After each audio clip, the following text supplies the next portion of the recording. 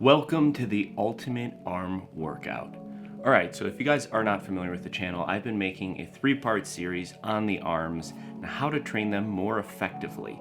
This is my final walkthrough of what I do for a full arm workout.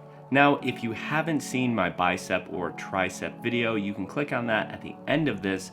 In those videos, I talk about which exercises are more effective at hitting the bicep or tricep, and which types of exercises or positioning is more effective at targeting different heads. So without wasting your time, let's jump right into this workout, and you can apply this right to your own training program and try this workout and see if it's more effective for your bicep and tricep growth.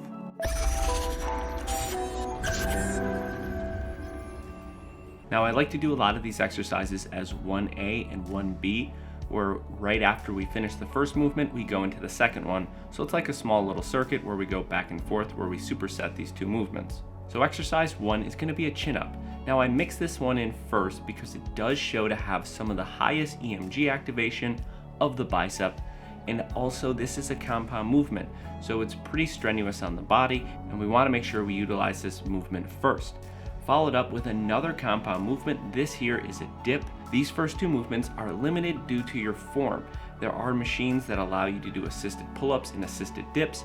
I'd recommend starting there if you're not comfortable with these movements. Now, all of these exercises, I'm hitting roughly between 8 to 12 reps. That's pretty consistent across the board for hypertrophy. That will be dependent upon you in your training program and what you're trying to accomplish. If you're unfamiliar with what you should be doing, click subscribe and check out some of my other videos that are more specific on those topics. All right, now we're gonna jump into one of my favorite bicep curl variations, and this is a cable bicep curl.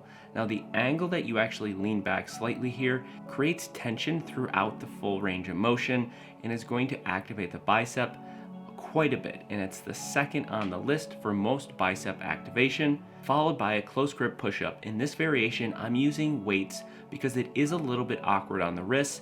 I find this to be a little bit easier for me. I will say this exercise I'm slightly limited in because I can hit a higher rep range of roughly 20 or 25. So you might find yourself having to use a band or some type of a weight or vest to make this more challenging. You can adjust accordingly. All right, now here's the concentration curl, and I'm adding in a slight rotation with this exercise. The EMG data show that this exercise here has the highest bicep curl activation and limits any type of shoulder activation. Don't forget to target both sides and focus on your control and your muscle to mind connection.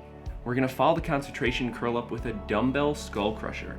I like this style of skull crusher because we're not relying on our stronger arm to add some assistance. This will find which side of your body is weaker, if it's your left tricep or your right tricep. Stability plays a role as well. Being in a starting position where arms are straight into the air means that we're gonna get more activation of our lateral and medial head of our tricep. All right, the last two movements here are going to be hammer curls.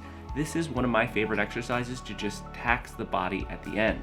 We talked a little bit how the different hand grips and positions can target different heads of the bicep, and this is no different here.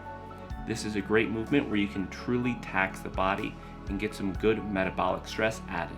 Now, this behind the head tricep extension with the cable is easy to set up, and I think is a lot safer than using dumbbells. Like I said earlier, we're in a position where our arms are highly elevated, and this is going to activate more of the medial and lateral head and have less of an emphasis on the long head producing most of the force. And if this sounds like gibberish to you, make sure you click my next video. At the end here, I'll link my tricep video.